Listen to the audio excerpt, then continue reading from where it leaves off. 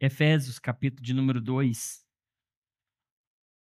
Efésios 2:8 fala assim, já está na tela, né? Porque pela graça vocês serão salvos mediante a fé. E isso não vem de vocês, é dom de Deus. Versículo 9. Não de obras, para que ninguém se glorie.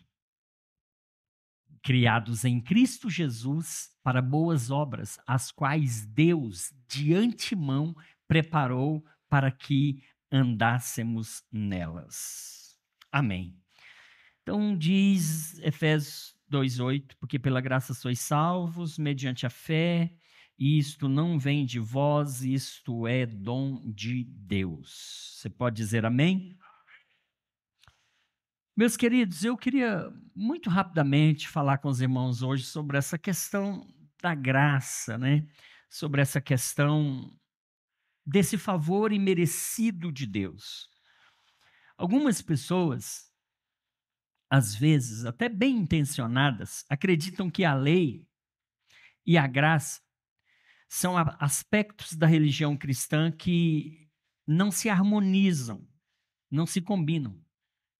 Mas isso não é o que a Bíblia ensina. Isso não é o que a Bíblia ensina. A gente sabe que, de fato, a lei, ela não salva. A graça, sim, ela salva. A lei, ela não serve para salvar. Guardar os 10 mandamentos não vai fazer uma pessoa herdar o reino de Deus. A salvação, o reino de Deus, é obtido única e exclusivamente pela graça de Jesus que é oferecida a cada um de nós. O texto que lemos no primeiro versículo diz: pela graça sois salvos, mediante a fé, e isso não vem de vós, é dom de Deus. É importante que a gente entenda e saiba que a graça é um dom de Deus. Um dom é um presente que você recebe. Um presente que você recebe sem merecer. E não precisa pagar por ele, porque é gratuito. Certo escritor disse que a graça é favor imerecido, concedido aos pecadores. O sacrifício de Jesus na cruz do Calvário e a aceitação desse dom em nossa vida é que nos comunica a vida eterna. Em um determinado momento no passado, numa conferência britânica, a respeito das religiões comparadas, técnicos de todo o mundo debatiam qual a crença única da fé cristã, se é que existe essa crença.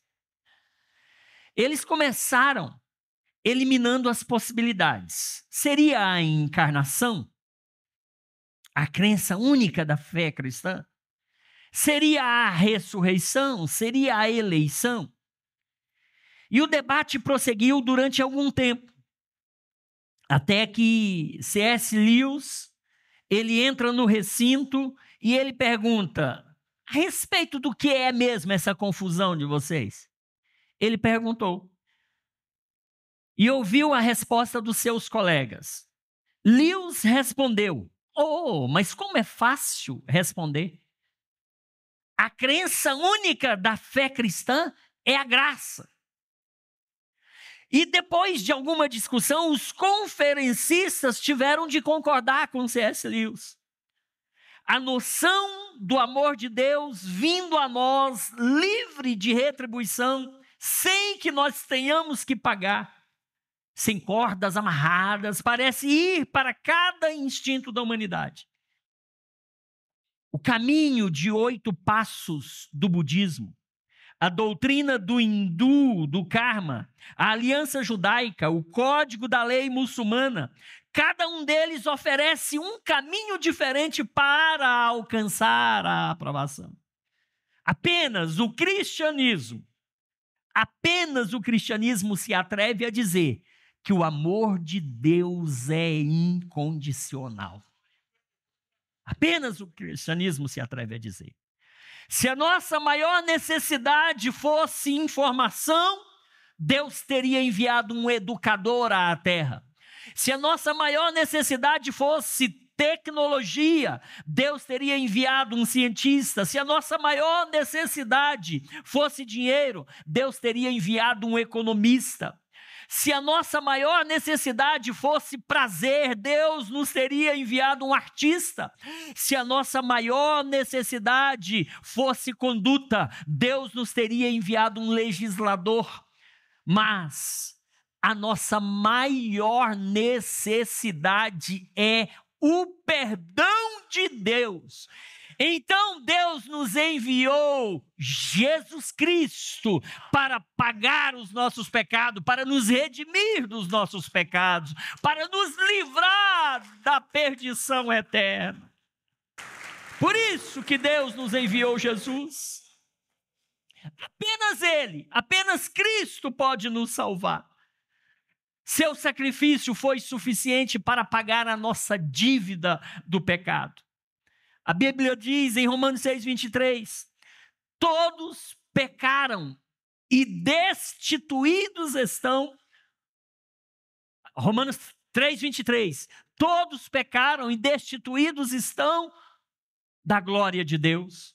E Romanos 6:23 vai dizer, porque o salário do pecado é a morte. Aceitar a graça de Cristo já não me garante a salvação? Claro que sim. É pela graça que nós somos salvos mediante a fé. No início do século passado, nos idos de 1930, um teólogo alemão, que eu não me atrevo a pronunciar o nome dele aqui, eu não sei falar essa língua meio alemã, é meio enrolado, pastor. Ele popularizou nos meios teológicos a expressão graça barata, por meio do seu livro Discipulado. Logo nas primeiras páginas, ele faz um alerta contra a graça barata. A graça barata, ela é inimiga mortal da igreja. Graça barata significa justificação do pecado e não do pecador. A graça barata, ao invés de pregar que o pecador é justificado, quer dar explicação para o pecado, quer justificar o pecado. A graça barata é a graça que nós dispensamos a nós mesmos, a nós próprios. A graça barata é a pregação do perdão sem arrependimento. A graça barata é o batismo sem a disciplina de uma congregação. É aqueles desigrejados que acham que não precisa de uma congregação. Quando diz que a graça barata é a pregação do perdão sem arrependimento, é por conta daqueles que estão na igreja, que se convertem a Cristo, que se batizam, mas não querem mudar de vida. Eles dizem que Deus é amor, que Deus é graça. Tem nada a ver. Eu posso estar na igreja, mas posso continuar na cachaçinha. Eu posso continuar na igreja, mas posso continuar bebendo a minha cervejinha. Eu posso servir a Cristo, eu posso dizimar. Eu posso cantar no altar, eu posso servir no ministério, mas bebida não tem problema nenhum. A graça barata é essa graça que nós dispensamos a nós próprios e pregamos esse perdão sem arrependimento.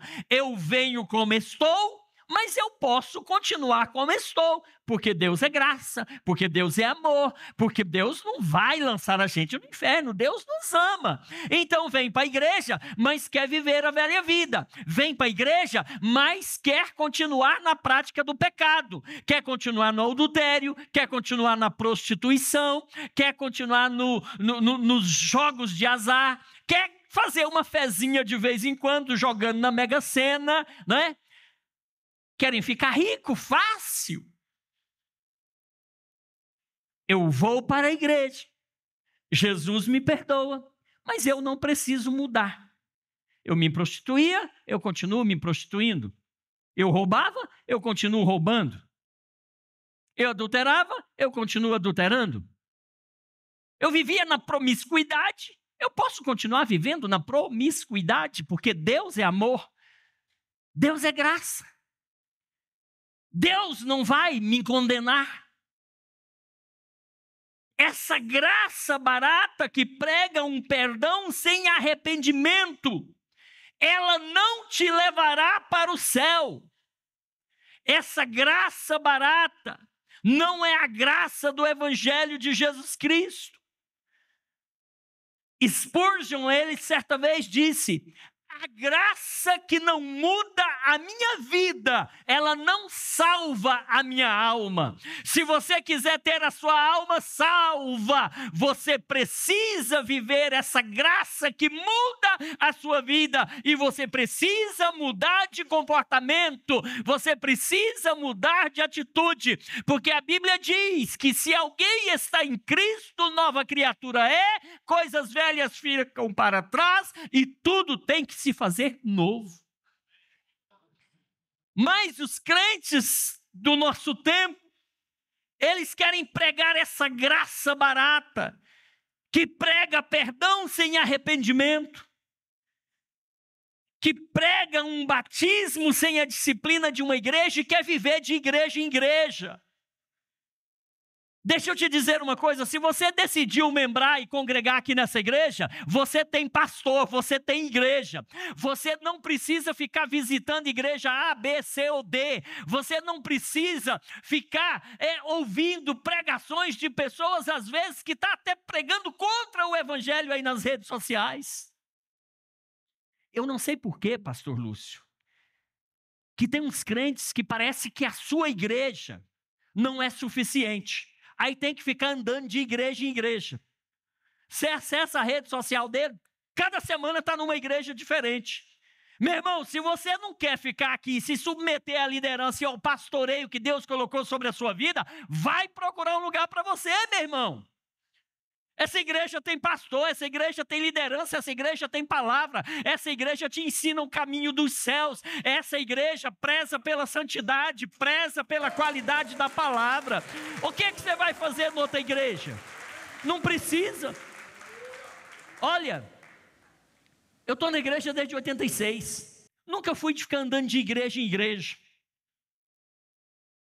Eu congreguei na minha igreja.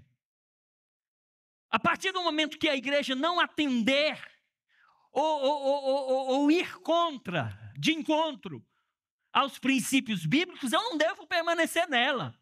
Mas se a minha igreja é uma igreja bíblica, se tem uma liderança transparente, se tem pessoas confiáveis, o que eu vou ficar andando de igreja em igreja?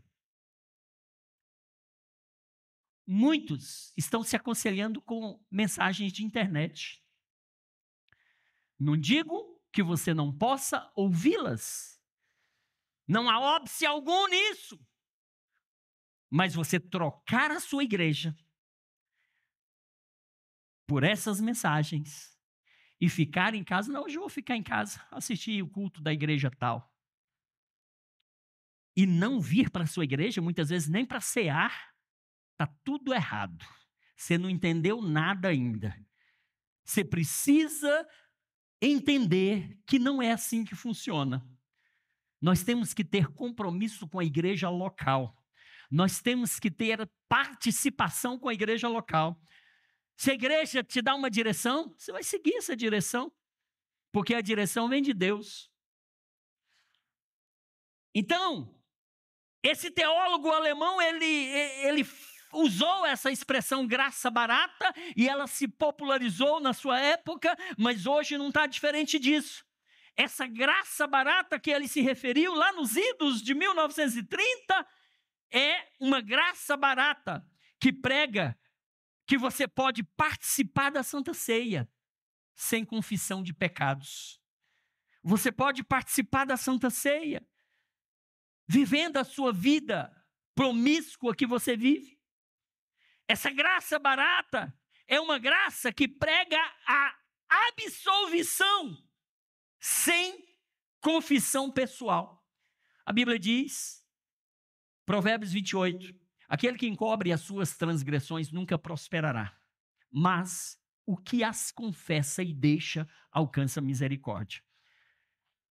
Os crentes de hoje, pastor Lúcio, querem viver essa graça barata. Peca, não confessa, sobe no altar, vive em pecado, participa da Santa Ceia, em pecado, mas embarcam nessa onda da graça barata. Eu posso participar, eu não preciso confessar. Cuidado, essa é uma graça barata. Essa é uma graça que não te leva ao reino de Deus. A graça barata é uma graça sem discipulado. Você não quer participar dos programas de discipulado da igreja, não quer participar de um pequeno grupo, não quer participar de nada que a igreja propõe para você. Essa graça barata é essa graça sem discipulado, é essa graça sem cruz, é essa graça sem Jesus Cristo vivo, sem Jesus Cristo encarnado. Cuidado, muito cuidado. A graça de Cristo não faz com que tenhamos uma vida de pecado. A graça de Cristo não faz com que tenhamos uma vida de pecado como nós tínhamos antes. A graça de Cristo, ela promove uma mudança de pensamento. A graça de Cristo, ela promove uma mudança de atitude. E isso deve ocorrer em nós, de dentro para fora. Paulo escreveu: se alguém está em Cristo, nova criatura é. Coisas antigas ficaram para trás. Eis que tudo se fez novo. Você já ouviu aquela ideia de que a lei vigorou apenas no Antigo Testamento e a graça atua agora no Novo Testamento? Essa ideia ela é talvez um pouco equivocada. Ambas, graça e lei, sempre andaram de mãos dadas, cada uma cumprindo a sua função.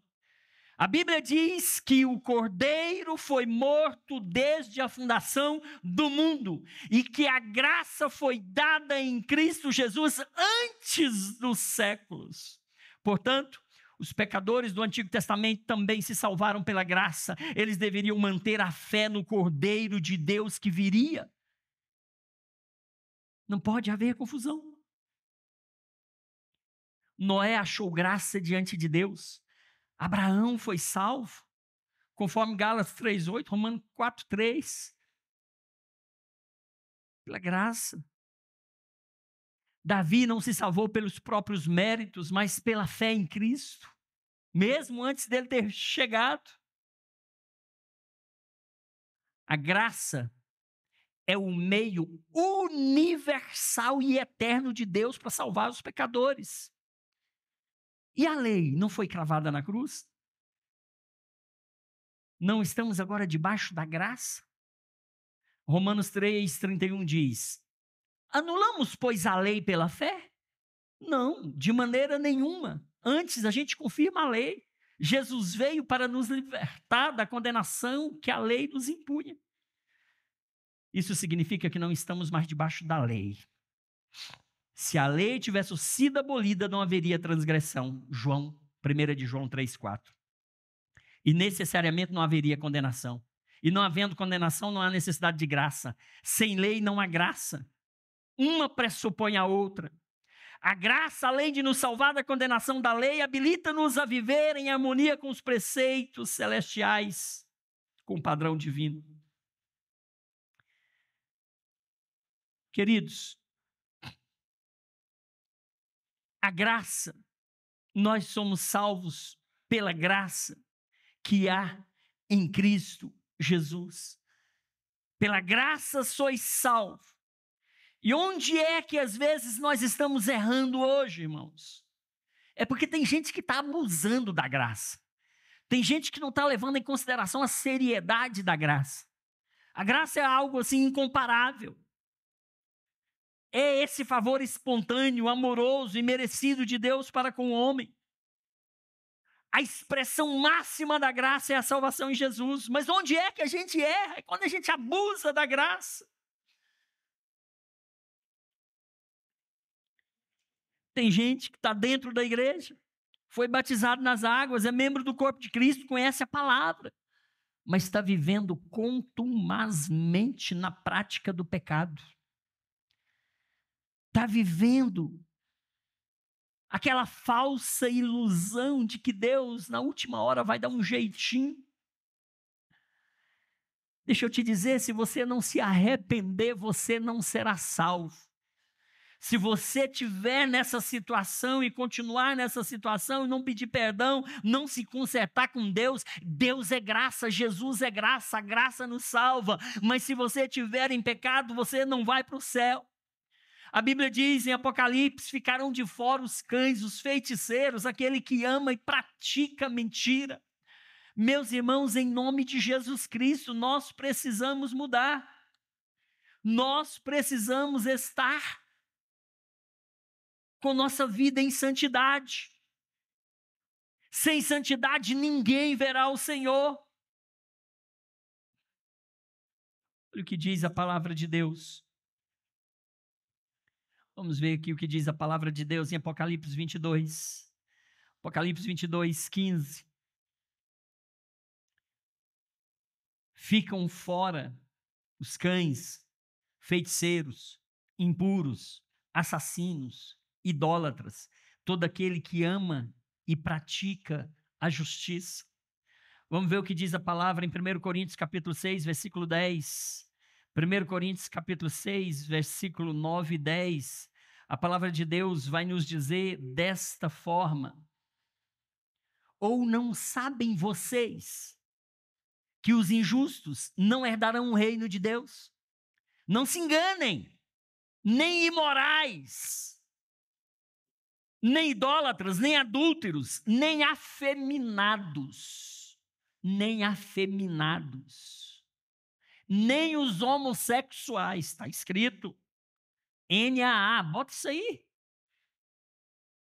Ou vocês não sabem que os injustos não herdarão o reino de Deus? Não se enganem, nem imorais, nem idólatras, nem adúlteros, nem afeminados, nem homossexuais, versículo 10, nem ladrões, nem avarentos, nem bêbados, nem maldizentes, nem roubadores herdarão o reino de Deus. Versículo 11, alguns de nós era desse jeito. Olha, Paulo está dizendo era, significa que mudou. Se não mudar, irmãos, não vai herdar o reino de Deus. Se não mudar, continuar na prática do pecado, a graça não vai te alcançar, tenha certeza disso. Uma prova clara disso foi Jesus e os 2 ladrões na cruz. Jesus está pendurado no madeiro, à sua direita um ladrão, do outro lado outro ladrão, 2 salteadores. A Bíblia diz que no apagar das luzes, quando Jesus está para expirar, dar o último suspiro e dizer, Pai, está consumado, momentos antes, tem um dos maldizentes, dos salteadores se maldizendo. Ué, se você é o Cristo, desce daí, salva a ti, salva nós também. Está ali, o outro está lá, mas rapaz, como é que você faz isso? Esse homem, nós estamos aqui porque nós pecamos, nós merecemos estar nessa coisa. Mas esse homem é justo, esse homem não tem pecado. Esse homem não merecia estar aqui. Enquanto um está atacando Cristo, o outro está dizendo, opa, nesse aí eu não toco, esse é o Filho de Deus. E ele vai encerrar suas palavras, esse ladrão vai dizer, Senhor, lembra-te de mim quando entrares no teu reino. A graça de Jesus alcançou esse, mas a graça de Jesus não alcançou esse. Significa que a graça vai rejeitar pecador, a graça vai rejeitar quem não muda de vida, a graça vai rejeitar aqueles que forem contra a palavra de Deus. A graça, nesse exemplo que eu estou dando, só alcançou o arrependido. Arrependa-se para você ser alcançado pela graça de Deus. Arrependa-se para você entrar nos céus. Versículo 11 de Coríntios. Alguns de vocês eram desse jeito. Bêbado, maldizente, roubador, adúltero, afeminado, idólatra, imorais. Alguns de vocês eram assim, versículo 11. Mas vocês foram lavados, glória a Deus. Vocês foram santificados, glória a Deus. Vocês foram justificados, glória a Deus, no nome de Jesus Cristo e no Espírito do nosso Deus. Irmãos, não tem conversa. É uma questão de escolha, você decide o que você quer. Os dois ladrões estavam ali no mesmo momento, tinham as mesmas oportunidades. Os dois poderiam ter sido alcançados pela graça, mas um não quis a graça, um não quis o perdão, um não quis mudar de vida e a graça o rejeitou. O daqui, ele mudou de vida, ele se arrependeu e Deus, por meio da graça que há em Cristo Jesus, o alcançou. E Jesus disse: hoje você estará comigo no paraíso. O céu é para quem se arrepende, o céu é para quem muda de vida, o céu é para quem muda de comportamento, o céu é para quem não vive no pecado, o céu é para quem se arrepende, meu irmão. Essa graça barata, que tudo pode, essa graça barata, que me permite estar na igreja, mesmo em pecado, mas quero ser líder de ministério, quero estar no altar pregando, quero estar no altar ministrando. Não funciona assim, meu irmão. Essa é uma graça barata.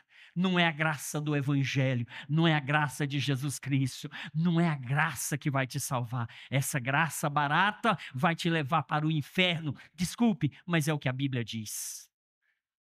É o que a Bíblia diz. Vamos ficar de pé em nome de Jesus. Vamos ficar de pé. Eu quero ver vocês no céu. Olha o que diz Mateus capítulo 7. Deixa eu ler esse versículo para você. Mateus capítulo 7, eu não sei o versículo, eu vou ver aqui agora. Mateus capítulo 7, a Bíblia diz assim: nem todo que me diz,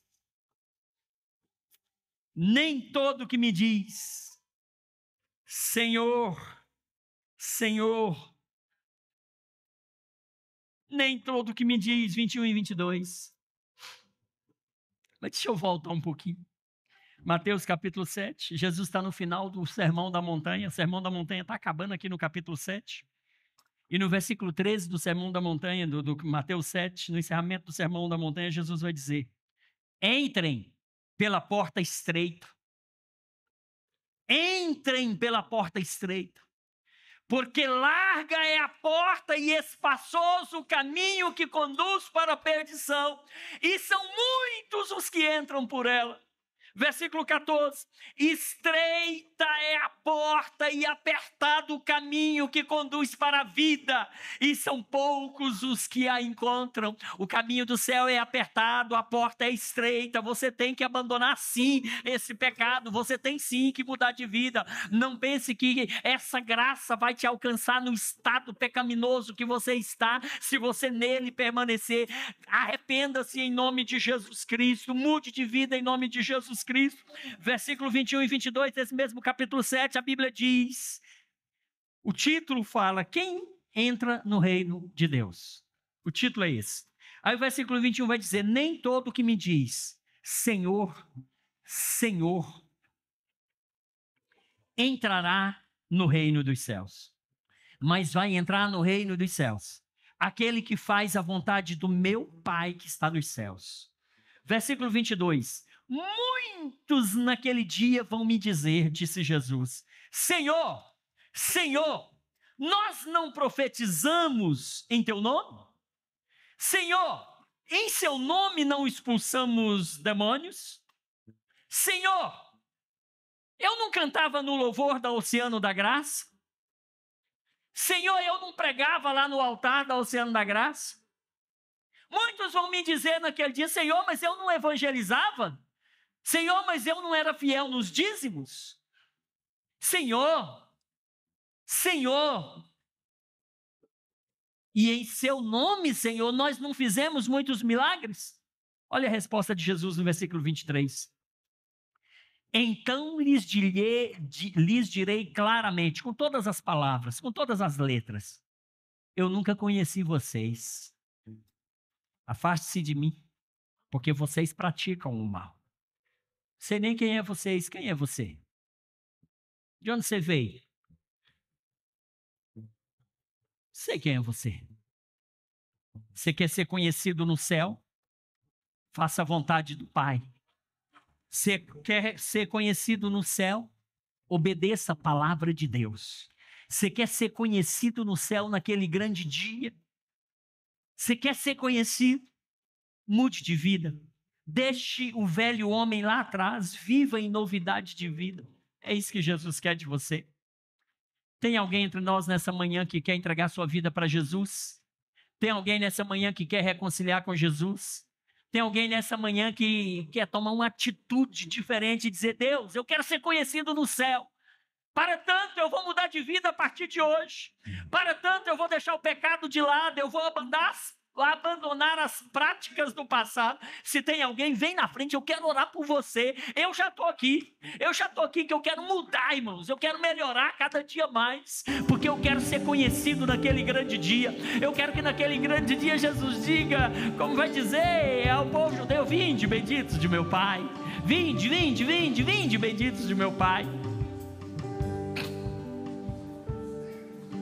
Se não tem ninguém, que Jesus abençoe você, mas que você reflita nessa palavra, que essa palavra fique remoendo dentro de você, e que você tome uma atitude, porque senão eu não vou ver você lá no céu, porque eu tenho certeza da minha salvação. Eu sei para onde eu vou. Se Jesus me chamar hoje, pastor Lúcio, eu sei que o céu me aguarda, eu sei que uma coroa de justiça me espera. Não falo isso sendo modesto ou sendo arrogante, mas é porque a Bíblia me diz que o céu é o lugar que me aguarda. Portanto, meus irmãos, eu quero ver vocês lá. Feche seus olhos. Pai, em nome de Jesus, eu apresento a tua igreja, Oceano da Graça, que está reunida aqui nesta manhã. Meu Deus, no nome de Jesus Cristo, que o Senhor possa cobrir com toda sorte de bênçãos cada um dos teus filhos. Ajude-os, ó Pai, a viver uma vida santa, uma vida diferente, uma vida nova. Que as práticas do passado no passado fiquem, ó Pai, e que todos possam viver em novidade de vida, Pai, aguardando a vinda de Jesus, o teu Filho, meu Deus, que irá nos arrebatar e nos levar para um céu de glória. Pai, no nome de Jesus eu abençoo a tua igreja, no nome de Jesus eu abençoo a cada um aqui. É o que eu te peço nesta manhã, Pai. Prepara-nos para nos encontrarmos com o Senhor, que todos nós possamos dizer: Maranata, ora vem Senhor Jesus. Amém. Que a graça do Senhor Jesus te abençoe, que o Senhor te cubra com toda sorte de bênçãos, que o amor de Deus nosso Pai, a comunhão e a consolação do Espírito Santo seja com cada um de nós, e todos digam amém. Ao som